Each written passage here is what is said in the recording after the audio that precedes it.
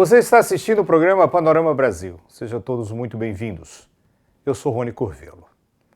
O programa de hoje trata dos eventos que marcaram o dia 8 de janeiro, quando Brasília e as instituições democráticas foram atacadas por um ato terrorista, cuja magnitude é única no Brasil. É certo que o Congresso e a esplanada dos ministérios foram atacadas no passado, mas nunca nesta magnitude. O que aconteceu no domingo 8 de janeiro pode ser definido como a crônica anunciada de um ato terrorista sem precedentes no Brasil. Não é possível que ainda haja alguém que tenha se surpreendido com o que aconteceu. Todos nós sabíamos e esperávamos algo assim. Talvez não nesta magnitude e virulência, mas que iria ocorrer, iria. Mesmo porque eles, os que defendem o golpe, há tempos copiam tudo que a extrema-direita americana tem feito. Rejeitam a vacina, criam as famosas fake news, as mentiras, não aceitam o resultado das eleições, entre tantas outras coisas. Por outro lado, reinou a incompetência unido à conivência das forças policiais que deveriam proteger o patrimônio público, incluindo o maior deles, a democracia. Não dá para culpar apenas o governo do Distrito Federal e as sabotagens já conhecidas por parte dos subordinados bolsonaristas. Há que apontar o dedo também para o governo federal, que assumiu que tudo estava sob controle. Ora, com terroristas e radicais, não se pode abrir a guarda. O que ocorreu no Brasil foi pelo menos 3 vezes pior do que o ataque ao Capitólio nos Estados Unidos. Os terroristas bolsonaristas, protegidos e conduzidos por um grupo de policiais, destruíram as instalações do Congresso Nacional, do Supremo Tribunal Federal e do Palácio do Planalto. Foram atos de terrorismo, planejados e minuciosamente organizados pelos líderes que promoveram, financiaram e apoiaram. Por que as forças de segurança pública falharam? Como deveriam ter agido e por que não agiram? O negacionismo é um distúrbio mental? Freud explica? Até que ponto o extremismo afeta o comportamento social? Quem sai ganhando e perdendo com tudo isto? Quais as consequências jurídicas para que os que estão aí presos? Todas essas perguntas serão respondidas no programa de hoje. Conversaremos com um time de especialistas que seguramente vão esclarecer nossas dúvidas. Para começar, eu não poderia pensar em ninguém mais apropriado para esclarecer a questão da segurança pública que não fosse o Coronel José Vicente da Silva Filho, especialista em segurança pública. Ele é coronel da reserva da Polícia Militar de São Paulo e ex-secretário nacional de Segurança Pública. Muito obrigado, coronel. Obrigado pelo convite, Rony. Prazer falar com você. Em relação ao que aconteceu em Brasília no dia 8 de janeiro, onde a Polícia Militar falhou? Olha, o erro da Polícia Militar, os erros da Polícia Militar, na verdade, estão conectados com erros de variadas fontes aí.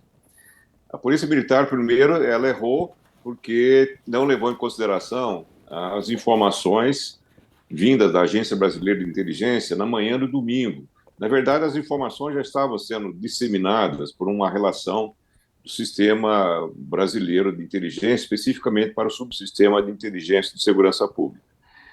Com essas informações de que aquela manifestação tinha uma predisposição mais agressiva, mais perigosa, seria necessário que a Polícia Militar adotasse as medidas de ampliar os efetivos e adotar algumas medidas específicas, muito além de colocar as grades, colocar um policial fracamente motivado, supervisionado para cuidar das primeiras levas de manifestantes e um dispositivo mais forte junto às instituições, os prédios das instituições, né? O Congresso, o Supremo e a Alvorada. O que nós percebemos também é que um pouco dessa ação enfraquecida por decisões da PM, também sofreu por mudanças um pouco anteriores aí na gestão da Secretaria da Segurança Pública do Distrito Federal. A Secretaria da Segurança Pública tem no secretário uma figura que é uma espécie de chefe da polícia. Como é nos Estados Unidos o chefe da polícia, mas aqui tem um secretário que, curiosamente, não entende de polícia, né? Ou entende pouco. Era um delegado da Polícia Federal habituado a fazer investigações de alguns crimes federais, mas não entende muito dessas estruturas, principalmente estruturas de emergência, que são próprias da Polícia Militar. Essa é uma das questões. Um outro problema sério é que existe uma estrutura federal também, que tem que ser considerada, que é o Gabinete de Segurança Institucional. Veja bem o nome, Segurança Institucional. Ele está diretamente ligado ao presidente da República, fica no gabinete do Palácio, ali do Planalto, e nessa condição ele mobiliza um conjunto de quase 1.000 tropas do Exército que cuida dos palácios, são o Palácio Presidencial, o Residencial e mais do vice-presidente, mas tem uma estrutura de acudir aí à defesa, principalmente do Palácio do Planalto. Mas tem mais capacidade de mobilização nesses quase 1.000 efetivos, que são todos do Exército treinados, preparados para isso. Eles podem ser acionados quando se percebe, aí o se percebe tem um significado importante, ou seja, quando há um cenário já colocado pelas informações vindas da Agência Brasileira de Inteligência e até de agências do próprio Exército, das Forças Armadas. O que faria o GSI ou deveria ter feito? Tomado as medidas para que os efetivos do Exército aparecessem com um efetivo maior de contenção para resguardar pelo menos ali o Palácio do Planalto, o Palácio da Alvorada e o Jaburu, do vice-presidente. Isso não foi feito. E mais ainda, aí é uma falha diretamente ligada ao próprio presidente da República na sua relação com o GSI. Em 2017, um problema semelhante aconteceu no governo Temer, uma manifestação quase 10 vezes mais manifestante do que aconteceu no dia 8 de agora, né, de janeiro, uma manifestação contra o presidente Michel Temer, que tinha substituído o impeachment da Dilma. Essa manifestação se tornou violenta, começou a atear fogo em 2 prédios e, imediatamente, o presidente Michel Temer lançou mão de um dispositivo constitucional que é um decreto para colocar a GLO, que é uma operação do Exército e garantia da lei e da ordem. É uma mobilização do efetivo do Exército, portanto, para suprir uma demanda de segurança, tendo em vista a incapacidade de contenção da Polícia Militar do local, do Distrito Federal. Isso não foi feito. O entorno do presidente Lula orientou que não poderia deixar o presidente nas mãos do interventor militar, praticamente, do Exército.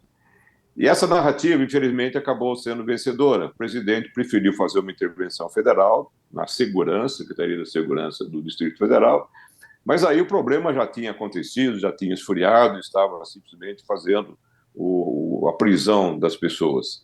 A intervenção federal é um procedimento burocrático que demora dias, como demorou praticamente até terça-feira, quando foi completamente aprovado, no caso, pelo Senado.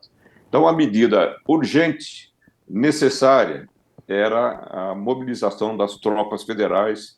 Portanto, nós estamos falando do encadeamento de falhas, de erros de várias instâncias e de várias autoridades. No âmbito do próprio Ministério da Justiça, também tem lá um centro de coordenação nacional de segurança, que também não se sabe por que não foi acionado. Bem, mas se fala também que houve uma certa conivência desse secretário, ou do adjunto, porque o secretário, na verdade, estava na Disney, o do secretário adjunto. O senhor acredita que poderia ter acontecido isso ou só foi incompetência? Porque da forma como o senhor falou, seria a incapacidade dele de ter notado que poderia vir em função até da inexperiência dele de lidar com a polícia militar. Mas poderia ser só isso? Eu acho que é só incompetência. É desconhecimento do funcionamento da estrutura de polícia militar para esse tipo de evento, esse tipo de operação de contenção que é bastante complexa. Não acredito em conivência de ninguém, nem do secretário, nem do governador, nem do comandante da tropa. São profissionais que, de uma forma ou de outra, eles não veem uma maneira, eu nunca vi isso vou completar 60 anos de vinculação à segurança pública, agora em fevereiro, quando ingressei na Polícia Militar. Eu nunca vi conivência de autoridades desse nível com criminosos, vândalos ou manifestantes. Não vejo sentido em sequer suspeitar disso. Claro, investigações serão feitas. Mas isso é um recado, inclusive, porque segurança pública não pode ficar nas mãos de pessoas que não estão diretamente ligadas às experiências do problema, do policiamento. Polícia Federal não tem preparo, não tem experiência para entender essas nuances das operações de polícias militares. Isso é um erro, nós temos visto o chefe da polícia, em praticamente todos os estados, quase todos os estados brasileiros, não entende de polícia, ou é promotor, ou é general, ou é advogado. Se imagina que a Secretaria da Segurança seja um problema de direito, não é um problema de gestão de estrutura muito complexa, na verdade. Nós estamos vendo, inclusive, aqui, Rony, que um senador do Sergipe, Alessandro Vieira, ele já apresentou um projeto para que a Polícia Militar do Distrito Federal, especialmente ela e somente ela, fique diretamente subordinada ao presidente da República, ou seja, através de uma emenda constitucional. É uma dessas decisões que acontece no meio da crise ainda, nós estamos fazendo um rescaldo da crise, fazendo uma avaliação da crise. Não tem sentido fazer proposta desse tipo justamente agora, numa dessas questões que aqui no Brasil, como nos Estados Unidos, não se pode simplesmente deixar para lá o fundamento federativo do país. Como funciona a área em frente aos quartéis, que é a rua, né? A segurança pertence ao Exército ou às forças de segurança do Estado? Olha, Rony, nós tínhamos um dispositivo histórico que estabelecia um perímetro ao redor dos quartéis para garantir a segurança do quartel. Ou seja, para que pessoas não invadam os quartéis. Só por isso. Mas é mais de costumes do que propriamente uma restrição legal clara. Não há essa restrição legal clara. Os militares dos exércitos, da Marinha, mesmo a aeronáutica, eles não podem impedir que a polícia haja naquela região ali fora. O que suscitou um certo conflito entre os policiais militares e o comandante do Exército lá no quartel-general em Brasília. De maneira geral, o pessoal do Exército e os policiais militares se toleram, se entendem, há um respeito mútuo, essas coisas nunca viram problemas.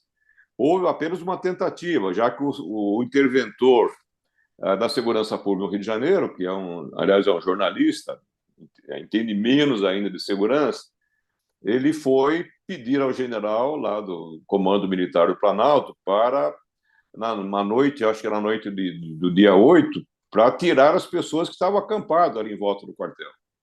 E o general não consentiu. Até falou para ele, você quer amanhecer com sangue nas mãos? De repente, pode haver uma reação, durante a noite, no escuro, pode morrer pessoas. Ele não aceitou, até porque ele considerou, imagino eu, que o secretário não entendia muito de operação policial ou operação militar para pleitear o que estava fazendo. Era jornalista, né? Espero que não manda o PM para chefiar a redação da EBCT no Brasil. Não é uma boa ideia, Coronel. Coronel, muitíssimo obrigado, viu? Muito obrigado pela sua participação. Obrigado pelo convite, Rony. Prazer muito grande falar com você. Sucesso aí nos Estados Unidos. Logo após os ataques aos três poderes, o presidente Luiz Inácio Lula da Silva decretou uma intervenção no Distrito Federal até o dia 31 de janeiro. O ministro Alexandre de Moraes, do Supremo Tribunal Federal, determinou o afastamento de Ibanez Rocha, governador do Distrito Federal, por 90 dias. O Ibanez Rocha, antes de ser afastado, já tinha exonerado o então secretário de Segurança, Anderson Torres, que agora está preso acusado, entre outras coisas, de ter tido descaso e de ter sido conivente com as manifestações antidemocráticas e golpistas. Lá no Senado Federal, foram reunidas 31 assinaturas de senadores para abrir uma CPI que investigará a responsabilidade pelos atos criminosos. Portanto, como se vê, não foi apenas a justiça que se mexeu rapidamente, os políticos também. No entanto, quais as demais consequências políticas que poderá ainda ocorrer? Quem se fortalece e quem se enfraquece?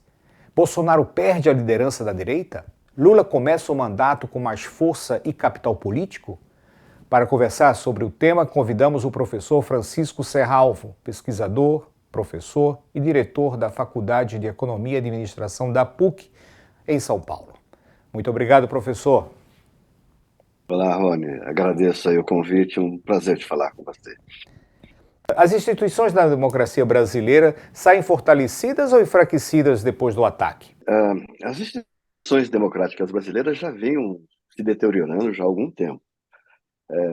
Notadamente, em grande medida, pelo ativismo judicial que a gente vem vivenciando já há algum tempo, e diante desse quadro, há pouca ou nenhuma ação do Congresso Nacional. Então, as instituições já estavam em xeque, já estavam fragilizadas. E, obviamente, que esse evento fragiliza ainda muito mais. Notadamente, esse evento culminado no dia 8 de janeiro enfraquece muito mais as Forças Armadas, que, de certa forma, acabam envolvidas e, por um lado, esperando os conservadores, os que se denominam de patriota, esperando alguma ação das Forças Armadas, e, por outro lado, os progressistas entendendo que as Forças Armadas deixaram as manifestações caminhar muito, ir muito adiante. Então, eu não tenho dúvida, eu acho que perde todas as instituições, se fragilizam, sim, diante desse quadro. O senhor falou sobre a questão da judicialização, mas esse fator não se dá em função da inércia ou dos erros cometidos pelo Poder Executivo, por exemplo, nos últimos 4 anos, que forçou o Supremo Tribunal Federal, por exemplo, a tomar medidas? Então, há sim houve uma grande disputa entre executivo e judiciário, tensionou-se as relações em grande medida, mas o judiciário, na sua resposta, ele foi além daquilo que se prevê no ordenamento jurídico brasileiro. Em certa medida, esse contencioso entre executivo e judiciário, o judiciário, para mostrar sua força, acaba avançando sobre poderes do legislativo, como, por exemplo, prendendo deputados, criando um inquérito das ações antidemocráticas, em que juridicamente é contestado a sua legitimidade e principalmente a forma de conduta, em que não se passa pelo Ministério Público, enfim. Então, tem uma série de aspectos jurídicos aí nessa reação do judiciário e que coloca em dúvida essa questão. Então, esse ativismo judicial, o judiciário indo além daquilo que se prevê a Constituição e o conjunto de normas legais do Brasil, colocam essa situação nesse contraditório, enfim, e que gera, né, uma série de reações por parte da população, entendendo excessos que o judiciário tem cometido. Agora, não há dúvida que houve um embate muito forte entre o executivo e o judiciário. O ministro da Justiça e o presidente da República têm a prerrogativa de convocar as Forças Armadas com base no artigo 142 da Constituição para a garantia da lei e da ordem, a chamada GLO. Por que será que nada foi feito nesse sentido? Eu acho que existem algumas razões nesse aspecto. A primeira delas é da manutenção do controle, que eu acho que é mais importante, né? Porque editar a GLO significaria passar a situação para as Forças Armadas. Então, tiraria, em grande medida, do controle das mãos do governo o controle da situação.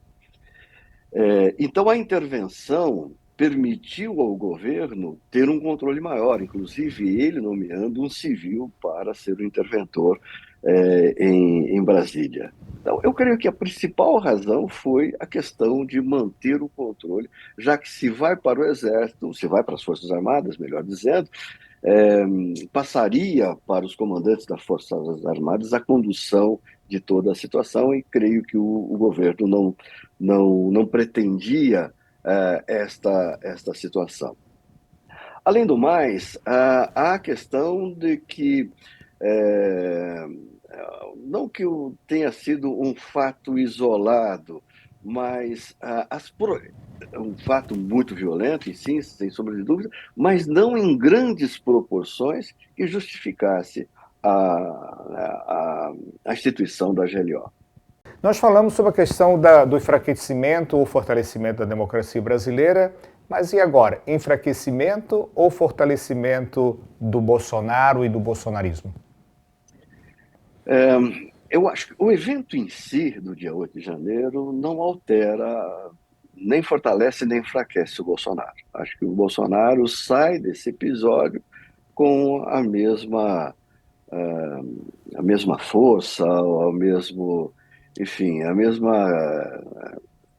mesma situação que ele tinha anteriormente. Eu creio que do Bolsonaro, o que gerou um grande desgaste, que ele perdeu grande força, foi em 2021, no 7 de setembro, que gerou-se uma grande expectativa. Ele fez um discurso muito forte no 7 de setembro, esperava-se medidas, pelo menos da parte dos bolsonaristas, do grupo dos patriotas que seguem o Bolsonaro, enfim, esperava que alguma coisa fosse feita em 2021, e no dia 8 de setembro ele vem com aquela carta do Temer e tal, enfim, faz uma composição com o judiciário e não avança aquilo que esperava. Ali eu creio que foi a grande situação em que o Bolsonaro perde grande parte do seu apoio, perde grande parte das pessoas que o seguiam. Recomposta... Desculpe, aí seria perder os radicais dos radicais, né?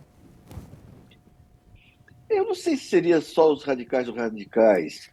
Sem dúvidas, estes sim, mas uma parcela mesmo de moderados, né, da direita também esperavam que esse enfrentamento mais efetivo, mais forte do judiciário fosse feito, e que acabou não sendo feito. Eu acho que ali ele perdeu.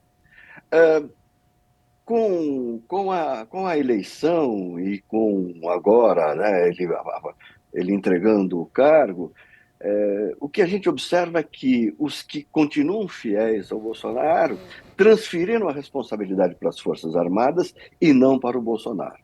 A figura que se tem diante desse grupo que apoia o Bolsonaro foi que o Bolsonaro não teve o suporte das Forças Armadas para fazer aí a instituição do artigo 142, enfim, e cancelar as eleições, enfim, qualquer coisa nesse sentido. Bem, depois do episódio, então, há espaço para uma nova liderança que represente a direita, pelo menos a direita moderada? Sim, sem dúvida tem espaço. Embora o Bolsonaro continue sendo uma figura muito forte, mas não se sabe se ele continuará elegível, o que vai acontecer daqui para frente, mas sem dúvida há espaço, há grandes nomes, há lideranças jovens aí surgindo, enfim, então há um espaço. E veja, pesquisa não muito, já relativamente recente, antes das eleições, indicam que 70% da população brasileira é de conservadores. Então, não há dúvidas que existem espaços, sim, para novas lideranças, existem espaços, sim, para se fortalecer a pauta dos costumes, enfim, notadamente dos conservadores. E para finalizar, o governo Lula. como é que fica depois desse episódio? Aparentemente, ele se firmou, né? Inclusive fazendo críticas às Forças Armadas, que antes parecia um pouco tímido em relação a isso. Mas depois disso, pelo menos a impressão que passou. O governo Lula se fortalece? Eu não tenho dúvida. O episódio favoreceu. O episódio em si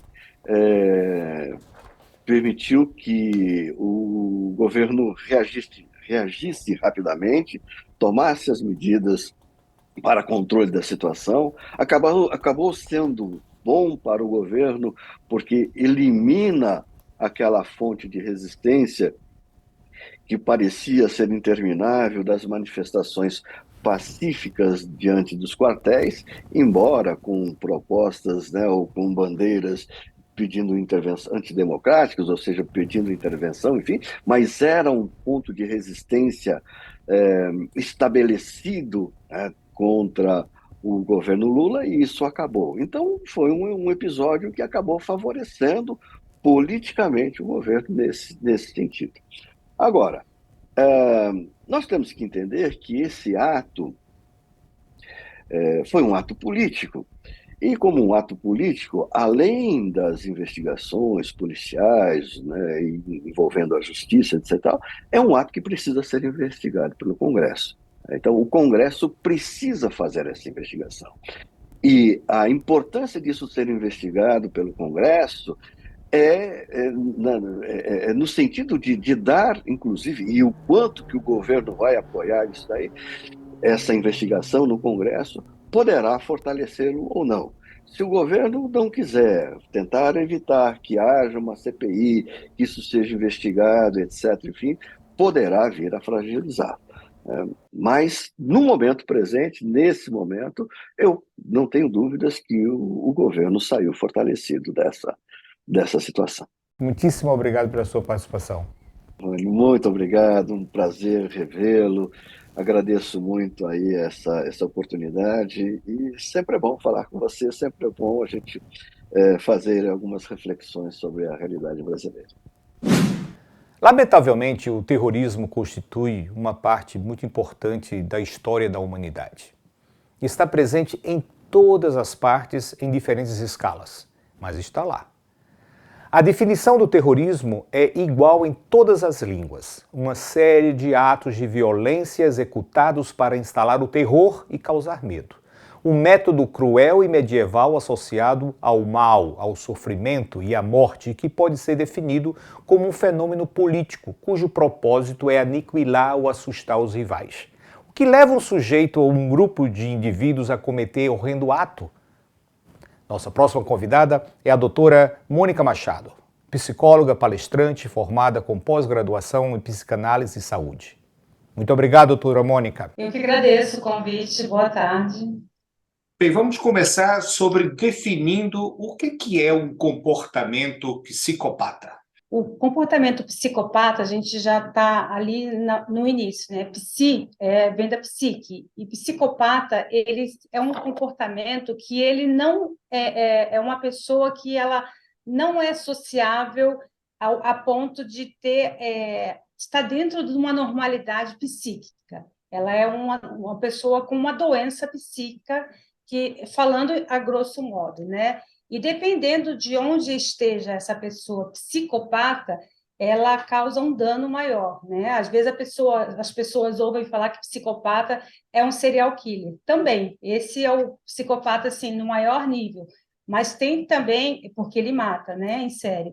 Mas tem psicopatas que causam tanto danos às pessoas, à sociedade, que ele se torna também muito perigoso. Qual a diferença, ou é a mesma coisa, entre psicopata e sociopata? O sociopata, ele é um pouco menos, vamos dizer assim, um pouco menos, ele é mais, ele introduz na sociedade, mas ele não causa tanto danos. O sociopata, ele sente a emoção, o psicopata não, ele é zero emoção. Ele precisa de alguns elementos, né, externos para sentir prazer. Então, ele causa ali alguma coisa que vai trazer benefício para ele. O sociopata não, ele não consegue lidar com as pessoas, com pessoas da sociedade. Vou dar um exemplo de um sociopata, é quando ele pensa, ele é intransigente. O pensamento dele é o que ele pensa e é a forma que ele vê. Ele não debate. Se ele for debater com alguém, o que vai prevalecer é o que ele está falando. Então, ele já tem a certeza. A outra questão é o negacionismo, que, inclusive, Freud já explicou como um mecanismo de defesa. É isso mesmo? Sim, é isso mesmo. Freud fala em 1927. Na verdade, se a gente for pegar o pé da letra na psicanálise, o negacionismo ele está dentro de todas as patologias do indivíduo, né? Então, é a partir do negacionismo, que é um mecanismo de defesa, ele está na mentira, ele está num comportamento que a gente tem de negar uma verdade para que não cause angústia. Então, ele está muito ligado à angústia. Ele é uma defesa que evita que a pessoa angustie, né? Então, é o negacionismo, ele nega a realidade. Como se trata alguém que é um sociopata e, além do mais, é um negacionista? Elas estão muito ligadas, né? O sociopata, ele não consegue lidar com as pessoas por ele ter muita razão, né? Ele é um negacionista assim de carteirinha. Então, quando ele nega alguma coisa, ele está tendo ali uma certeza, né? Que ele tem do que ele é, né? Então, no caso dos dois, né? O sociopata sendo negacionista, ele precisa do outro, né? Para ele negar alguma coisa. Então, quando essa pessoa se refere a ele, ele nega para ele poder ter certeza daquilo e ele não entrar em contradição. Agora, vamos falar sobre o negacionista e o sociopata num regime de massa, né? Se falando de Freud, a gente pensa logo na massa, e ele usou muito isso para falar do regime de massa do negacionismo. O que é o negacionismo dentro do regime de massa? A população, quando ela se junta, ela regride, né? Então, nessa regressão, ela é infantilizada, ela volta a ser irmão, ela volta a ter contatos primários, né? Naquele grupo de massa. Então, isso fortalece os negacionistas, fortalece o medo, né? Que quando eles se juntam, eles estão negando algo que está ali ameaçando eles. Então, quando eles estão juntos, eles se fortalecem, e aí eles entram em contato com o medo, porém eles estão unidos, e aí é que eles conseguem enfrentar os outros, né?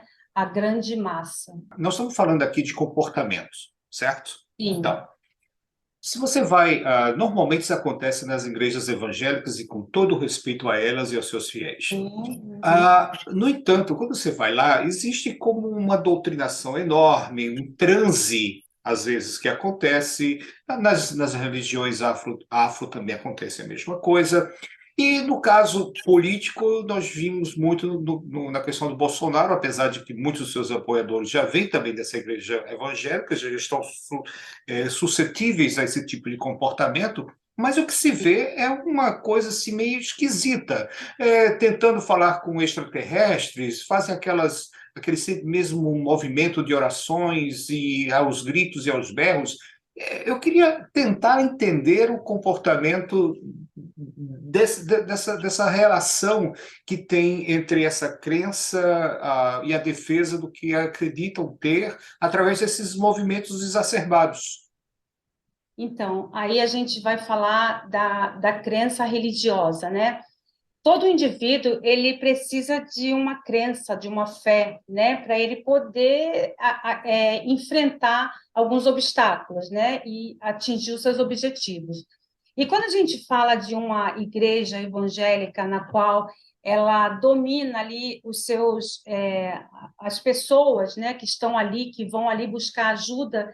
As pessoas, na verdade, elas vão buscar ajuda psicológica ali, né? Elas estão totalmente desesperadas. Muitas pessoas elas estão desempregadas ou elas estão em estado de droga, álcool, enfim, né? As piores coisas possíveis. Então, como elas não têm acesso muita informação, elas buscam a igreja. E ali entram pessoas, né, que são os chamados pastores, a qual eles sabem dessa... eu posso chamar essas pessoas de psicopatas, né, que eles se beneficiam da tristeza do outro, né? E isso é uma psicopatia. O psicopata, ele faz isso. Ele se beneficia, ele tem o prazer quando ele vê o outro sofrer, né? Então, porque o que eles fazem com os fiéis, eles estão levando uma crença que não é verídica, né? Eles colocam ali, às vezes eles encenam pessoas com algum tipo de espírito, né? E fazem as outras acreditarem que aquilo está se desfazendo de verdade, é extraterrestre, está vindo. Então, isso é um tipo de psicopatia que as pessoas que elas estão indefesas, elas vão crer. Assim como o presidente, né? O presidente Bolsonaro, as pessoas, apesar de não ter tido assim um parâmetro grande como eu acredito que as pessoas indefesas e as pessoas vulneráveis, né? As pessoas que você vê que o país ficou dividido 50%, e a maioria dessas pessoas que elas acreditaram nessas verdades do Bolsonaro que estão indo fazer esses manifestos, elas são pessoas ainda que vêm lá de trás com uma crença mais machista, aquela crença mais que você precisa acreditar naquilo para você chegar em algum lugar, né? Você precisa matar um bandido porque aquele bandido é como se ele não fosse um ser humano, um indivíduo, né? Só quem é roubado por ele é um indivíduo que merece, não tem ali um equilíbrio, né? Então, isso dá para se comparar, né? As pessoas indefesas e as pessoas com crenças muito específicas e as pessoas com interesse por trás disso, né?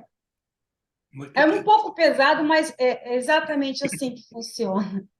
Não, mas sem dúvida. Na verdade, até pessoalmente, eu queria era entender que tipo de Uhum, comportamento é esse, porque é bizarro. Chega, se não fosse trágico como é é cômico. cômico, não é? Uhum, Porque o comportamento é esquisito, e se apegam à verdade. Eu vou lhe dar outro exemplo. Eu tenho uns uhum, amigos na Rússia e conversando com eles semana passada, e eu fiz um comentário criticando a Rússia, criticando Putin pela invasão à Ucrânia. E eles falaram assim: você está errado, o presidente está certo, o nosso país está certo. Ou seja, porque o Putin vem através de uma propaganda muito bem feita, inclusive proibindo toda posição contrária de ser divulgada no país, e está doutrinando os seus cidadãos de que o que ele está fazendo é absolutamente correto e que existem causas reais para poder atacar, matar e destruir o país vizinho. E uhum. essas pessoas da Rússia, a grande maioria da sua população, estão absolutamente certas de que está tudo certo, que é isso mesmo. Ou seja, existe um negacionismo, existe um negacionismo à realidade que o mundo inteiro sabe. Sim. Transportando isso para o Brasil, nós temos a mesma coisa com esses grupos de pessoas que apoiam o governo passado, que acabam se tornando terroristas no Brasil. E era isso que eu estava querendo entender, né? Que leva a pessoa a não aceitar a realidade dos fatos. No caso da Rússia, né, você percebe que as pessoas precisam acreditar, elas estão ali, né? E se elas não acreditarem, elas precisam negar que aquilo não existe, né? Que a verdade é a do presidente, porque se eles forem contra, eles vão ter alguma coisa, vão ter uma perda, né? Um luto. Então, eles precisam acreditar naquilo. E a mesma coisa no Brasil as pessoas que estão fazendo esse terrorismo, eles não conseguem aceitar a perda.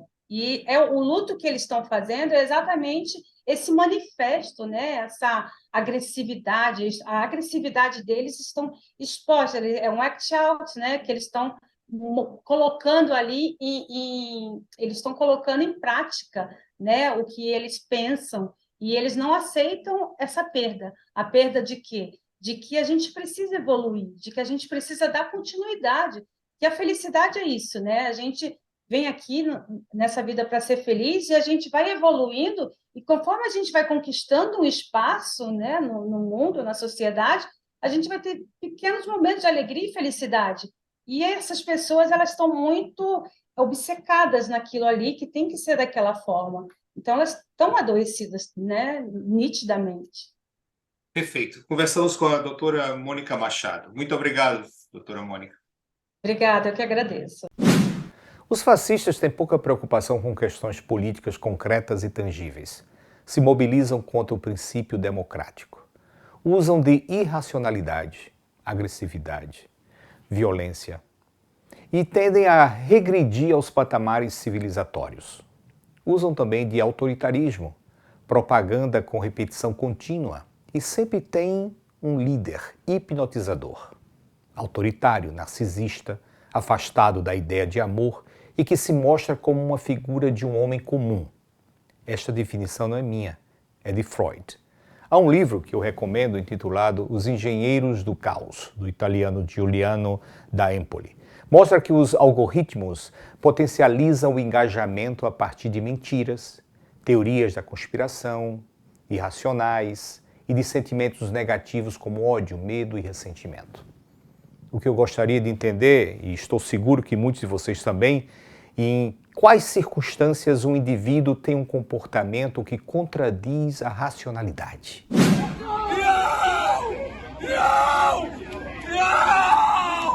Não, por favor, não! Não deixe, não! Como o assunto é muito complexo, convidamos a doutora Roberta Bolla, formada em psicanalítica e com mestrado em psicologia clínica na PUC do Rio Grande do Sul. Muito obrigado, doutora Roberta. Obrigado pelo convite, é um prazer estar aqui contigo. O que eu puder ajudar, estou à disposição. O que passa na cabeça do indivíduo que cria a própria narrativa e que vai de encontro à realidade, aos fatos e até à racionalidade? Bom, justamente essa tem sido a pergunta dos últimos tempos, né? Eu acho que todos nós nos perguntamos assim, como que pessoas comuns se tornaram radicais e irreconhecíveis.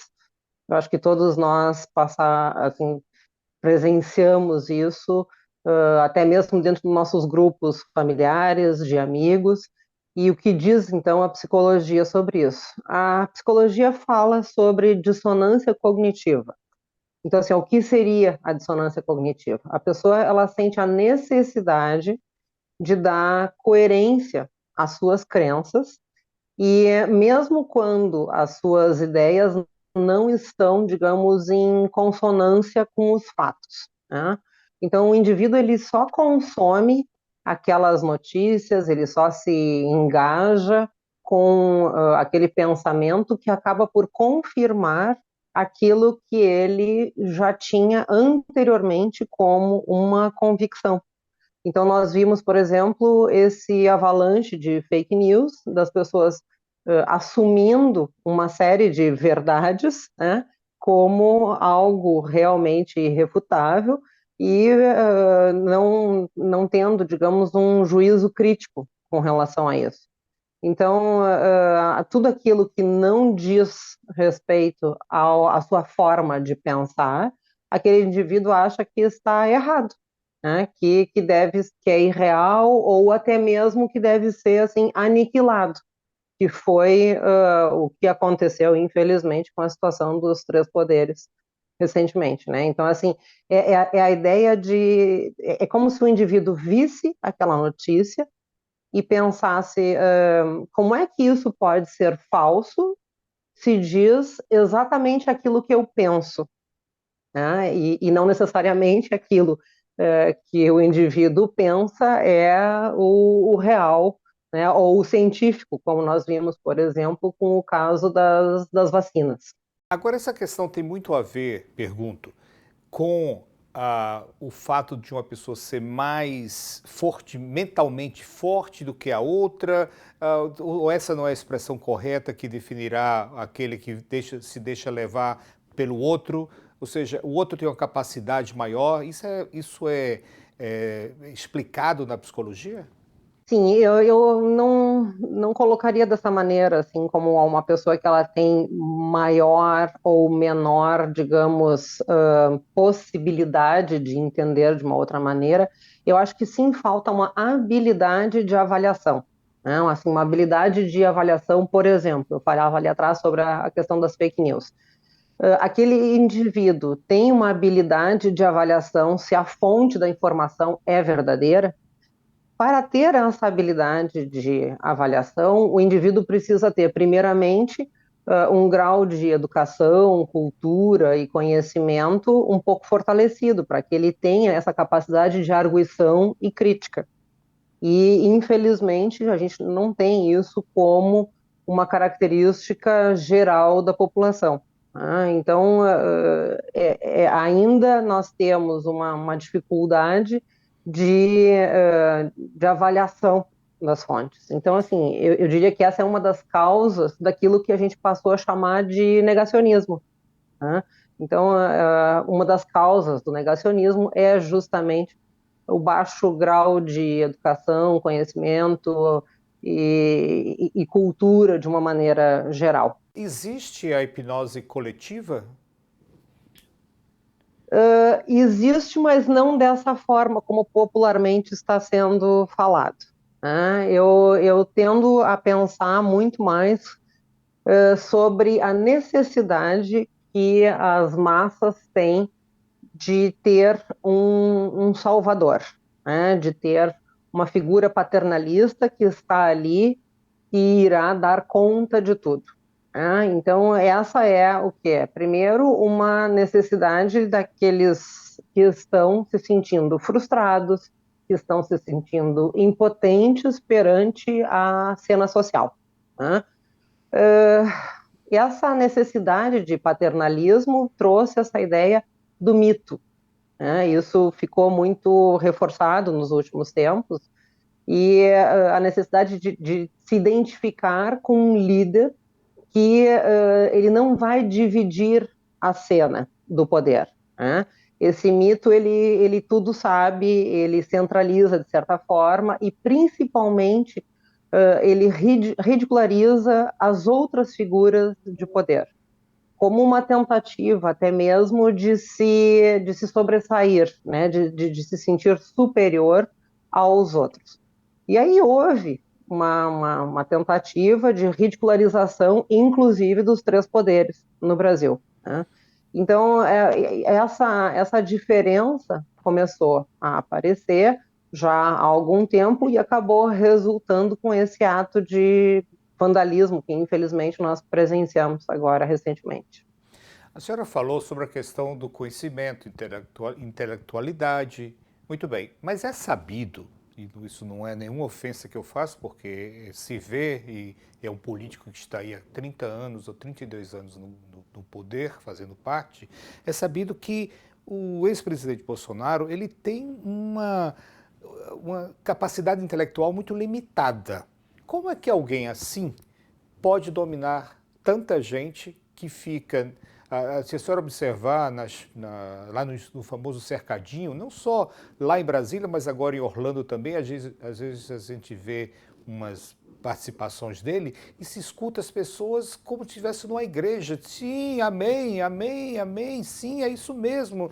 Ou seja, absolutamente tudo que ele fala, sabendo o mundo de que se trata de uma mentira, aquelas pessoas que estão ali estão hipnotizadas. Nós tivemos uma série de figuras na história mundial que levantaram as massas dessa maneira, né? Assim, há mais de 100 anos atrás, Freud trouxe a ideia da psicologia das massas. Então, a gente tem muito claro nessa obra de Freud a diferença entre o ser individual e o ser social. Como que as hordas acabam assumindo uma outra personalidade diferente daquela personalidade do indivíduo. Seria, digamos, um somatório das personalidades. E o que isso inclui? Inclui, de certa forma, a estupidez, inclui estupidez que eu digo até mesmo num tom de agressividade, impulsos irracionais, a anulação do ego, porque o que busca a massa? A massa, ela não busca, ela não tem a sede da verdade. O que busca a massa é a ilusão, é viver a ilusão. Então, voltando ali atrás, né, a ideia de ter um salvador, um mito, é uma ilusão. Né? Se nós tivermos uma visão crítica e um pouco mais madura de qualquer situação, sabemos que não há, né, esse pensamento mágico que algo ou alguém fará com que a nossa vida seja absolutamente fantástica daqui por diante. Né? Então, uma pessoa não ocupa isso. Nós temos aí todo um sistema que fará com que as pessoas possam viver melhor ou pior, sem dúvida, mas cada um tem a sua responsabilidade. Né? Essas responsabilidades individuais, elas devem ser apropriadas e cada um tem que fazer a sua trajetória, no sentido de que o governante, seja ele quem for, não vai transformar a vida dessa pessoa em algo fantástico, né? Facilmente organizável. Nós temos um país muito grande e eu acho importante a gente não trazer, e eu deixo muito claro isso, assim, eu não trago para o debate um posicionamento de direita ou de esquerda, mas faço uma avaliação psicológica da situação. Então, assim, como psicólogo, meu papel não é ser deste ou daquele posicionamento político, mas tentar entender, assim, qual é a motivação que apareceu nesses atos de terrorismo. Né? E ela vai variar muito entre os indivíduos e os grupos. E eu diria que o maior de todos é o sentimento de injustiça, de opressão. Então, essa massa que se sente injustamente conduzida ou oprimida acaba por responder desta forma, que, por óbvio, não é a melhor forma, né? A agressão nunca será a melhor forma de negociação. Perfeito. Muito obrigado, doutor Roberto Bolla. Ok, eu agradeço o convite, me coloco à disposição, o que precisar, estou aqui. Os ataques terroristas aos poderes da República foi o maior da história do Brasil desde a redemocratização. Vimos um ataque sem precedentes, inclusive patrocinado e coordenado por empresários. As autoridades prometem sanções gravíssimas. Que sanções poderiam ser estas? Quais serão as consequências destes atos? E para analisar essa questão está conosco o Dr. Fernando Crivellari. Ele é especialista em direito público. Doutor Fernando, muito obrigado. Essas pessoas que foram presas por terem atacado os três poderes, quanto tempo elas poderão ficar presas? Então, olha, essas pessoas, se elas vierem a ser condenadas e ficar demonstrada a autoria e materialidade de cada uma, e também em relação a todos os crimes cometidos, a dosimetria da pena poderá ultrapassar os 20 anos de reclusão. A acusação seria baseada na questão de ter destruído o patrimônio público ou porque foi um ataque em contra da democracia? Ambos, viu, Rony? Tanto são atos contra o Estado Democrático de Direito e também contra o patrimônio público. Isso daí enseja uma criminalização de cada pessoa que estava lá. A prisão foi classificada como flagrante. Quanto tempo isto representa de fato? Sim, essas pessoas elas foram presas em flagrante por diversos tipos penais. Tá? Inclusive, naqueles quartéis onde foi pedido o desmonte, pode ter havido crime ali, tanto de resistência quanto desobediência à ordem de autoridade. Tá? Essas detenções elas devem ter sido convertidas em prisão preventiva em decorrência da gravidade dos fatos. Tá? Então, isso impede a liberdade provisória. E essa prisão preventiva vai perdurar por todo o andamento do procedimento penal, a depender, tá? Até uma condenação definitiva. Mas tudo vai depender de cada caso ser visto per si, tá? Mas não tem essa questão, por exemplo, eles estão presos. Não tem essa questão da prisão temporária, ou seja, a prisão temporária ela teria um prazo. No caso da prisão em flagrante, ela não tem esse prazo? A prisão em flagrante ela é um meio da pessoa ser presa de forma preventiva, sem que seja decretada, mas ela tem um prazo, ela não pode ultrapassar um prazo, tá? A temporária, a pessoa geralmente ela é presa para uma averiguação, fazer uma investigação. No caso, essas pessoas elas já cometeram o crime e elas foram presas em flagrante, ou seja, durante o cometimento do crime. Tá? Então, o que se pede? Geralmente, os advogados eles pedem a liberdade provisória, tá, dos seus clientes, só que a autoridade policial ou o Ministério Público pode representar ou requisitar que seja feita a prisão preventiva, seja transformada a prisão em flagrante em prisão preventiva. Tá? Aí ela se enquadra em determinados requisitos da legislação penal e é onde ela pode perdurar até o final do processo. O fato deles estarem filmando, ou seja, é uma prova já substancial. Isso aí é suficiente? O sujeito filmando ele, cometendo o crime, isso já é suficiente ou ainda precisa de mais provas para provar o que já está provado? O processo penal ele sempre trabalha com o princípio da inocência, tá? Então, o que acontece? Isso daí é um meio de prova. Se você pega uma determinada pessoa, um determinado indivíduo, quebrando, e ali está demonstrado, isso aí é prova que eu entendo suficiente para uma condenação. Tá? Você tem a prova daquele determinado indivíduo, ou seja, eu tenho autoria, e a materialidade do crime dele quebrando o patrimônio público. Tá? Então, nesse caso, no meu entendimento, está tranquilo uma condenação. Tá? Que existe realmente a demonstração do dolo em querer quebrar o patrimônio público. Tá? Principalmente como foram feitas as filmagens, as pessoas falando, quebramos mesmo, estamos vivenciando isso, queremos opor ao governo e tudo mais. Você vê tudo isso. Então, você vê a intenção, o dolo em querer quebrar o patrimônio público, em querer transgredir o Estado democrático. Tá? O que diz a lei brasileira sobre a questão de terrorismo, atos de terrorismo? O termo terrorismo não é só uma força de expressão, tá? Desde 2016, existe no Brasil a Lei 13.260, e ela tipifica algumas ações que são todas consideradas como terrorismo, tá? Então, os participantes das invasões nesse dia histórico de 8 de janeiro de 2023, assim como as pessoas que estavam acampadas em frente aos quartéis-generais do Exército, em tese, cometeram pelo menos 4 crimes previstos na legislação, tá? Dependendo do papel que elas tiveram na invasão. Tá, nos acampamentos. Então, elas podem ser punidas com pena de 12 até 30 anos. E esses crimes é o fato de estar transportando explosivo ou conteúdos que podem promover a destruição em massa, como foi o caso daquele explosivo que foi encontrado no caminhão de gasolina, né, e seria de uma proporção gigantesca, e sabotar o funcionamento ou tentar tomar o controle, mesmo que temporário, das instalações públicas, como ocorreu, e também o crime de atentar contra a vida e a integridade das pessoas que ali estavam. Então, tudo isso tipifica essas ações que são incorporadas nessa lei 3.260, combate os atos de terrorismo. Quando esses crimes poderão prescrever?